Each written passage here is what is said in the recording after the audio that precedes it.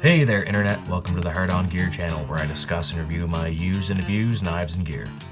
So a few weeks ago, I got a request in my 10 different ways to carry a fixed blade video. I got a comment asking about the samurai carry, which is just, I don't know if that's anyone else ever called it that, but it's a name for a carry method that, at least the way that I've been carrying my Torii Anaconda for the last, however long I've had it, I suppose. Actually, I think I carried it in an inside the waist holster for maybe 2-3 weeks, something like that, on my in my 2 o'clock position. And I ended up just going to this carry afterwards for a few weeks. Tried the belt clip again. I had the ulti clip on my other sheath for this, and I ended up just going right back to this tethered carry because I prefer this for the most part. A lot more versatile. It's got its limitations, and there's times when it's not going to be the best. So I'll be calling this the samurai carry because it sounds cooler and it'll probably get more clicks.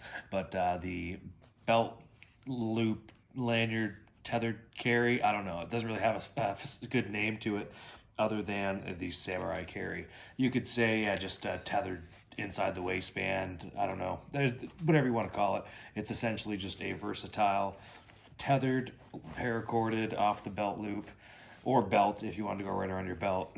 And you can move it around as you desire, have it drawn left or right hand, reverse or forward carry. You can have it sitting a little bit deeper like that, where it's probably going to keep the sheath in the in your belt loop, in your belt line rather, when you go to draw it. So go to draw, and hey, still in there, great. When you go to resheath, be extremely careful you don't disembowel yourself, although I would recommend taking the sheath out and putting it in and then placing it in like that, just where the sheath's free floating. Makes it easier as opposed to if you had it right fastened to your belt like a buck knife or anything else, kind of more traditional, or anything really with like an actual belt loop that you have to loop your belt through. You're not obviously going to take the sheath off. You just got to be careful and resheath it. With this, it is convenient that you can just kind of take it out, resheath, and pop it back in your waistline like so. The way I typically carry it is a little bit more loose, so that the flared part of the Kydex sheath's out here a little bit more, so that when I go to draw it, the sheath, hits the desk in front of me, it makes a big noise. But yeah, as you can see, the sheath will come out and just kind of floats freely down by my waist, and it seems like it'd be in the way, but you don't really even notice it. And of course, this isn't practical for everything. So this isn't a super popular way to carry, so it's not something you find a whole lot of information on the internet about. I don't know if there's a method to the madness, whether you keep it tethered into your belt or let it kind of dangle loosely like that. I think it's totally just preference. One thing I've noticed, you can kind of see I've zipped the paracord at some point here with the blade. Not sure when, but yeah, that needs to be swapped out because that's going to break free at some point. I don't have it on me right now, but my other Grip 6 belt has a cut right at the top of it here from either sheathing or unsheathing one of these knives. I think it might have been this one. And just can't help but do that every time I mess around with this thing. Just watch yourself when you're going to pull this out. Make sure it's sitting high enough above the belt that it's not going to be slicing through your belt or anything else. Obviously, if you need it in a big hurry, it's not going to be as big of an issue. Who cares about your belt? Because this is kind of one of these carries. It's not really like I'll say if you're like a carpenter, you're probably not going to carry this appendix carry in your belt line. This is more of like maybe if you were in a car and you had to kind of seat belt, or you're strolling down the streets of wherever and you get attacked by a coyote or whatever. You gotta yank this thing out in a hurry. It's fairly accessible with both hands, and as long as you're not say keeping your belt super loose or you're wearing super baggy pants where this thing's going to be like sagging down in between your legs, it stays pretty snug wherever you position it. Now, the main person I've seen do this, and the reason I kind of started doing it, is I was a guy named Tulam, runs Ronin Tactics. He's an I can't keep track. He's a sealer, Green Beret. I'm pretty sure he's Green Beret. But he's a big Musashi nerd. And I think this was just something he started doing based on traditional ways that samurais would carry their swords kind of off their belt line.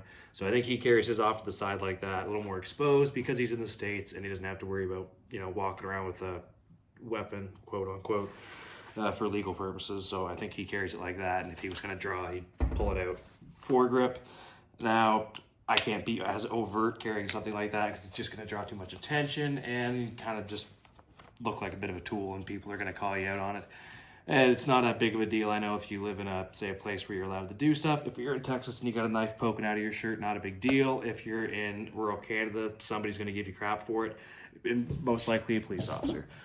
So I prefer to carry it like reverse grip, just with the retention ring just above the belt line. I got it pretty drilled into my head to grab it, slide it across my belt like that, find the retention ring with my index finger, and I pull up and out. And as I pull out, the sheath kind of pulls from my belt line and the knife comes free pretty easily.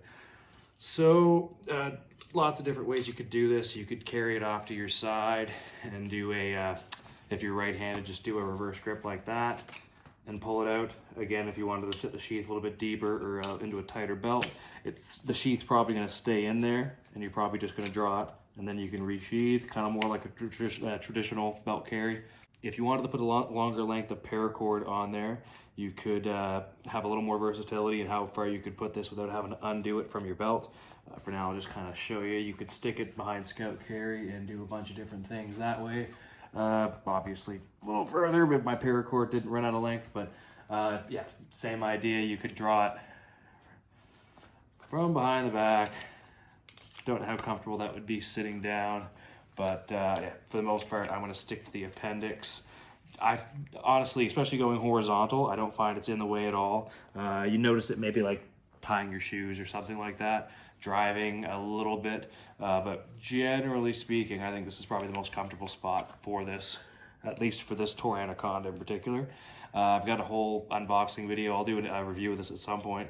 But the unboxing and overview of this video of this knife is up. This is, I think, the most expensive knife that I own, and it coming in around 450 Canadian. But the Tour Anaconda is a semi-custom from the States, from a veteran-owned company. But yeah, that's about all there is for the samurai carry, I guess we're calling it, because there really is no other name for this fixed blade carry. If you have any other ideas of how to go about doing this, I'm sure there's different things you could do. So for the most part, but these kind of what they call clamshell sheaths, I've always got the eyelets just that you can put paracord through, but there's all kinds of different fixed blades you could do this with. I'm sure there's different, maybe even folding knives. You could do something with like an Emerson wave feature and have it so that it flies out of your belt, different folding karambits and stuff like that. I'm sure you could do this with fixed blade karambits. And now keep in mind, there's a level to most of this stuff where it's becoming less practical and just looks super tactical, and well, I think it looks awesome, but it looks awesome in a way that your 5-year-old kid's running around with like a big Rambo knife thinking he's cool.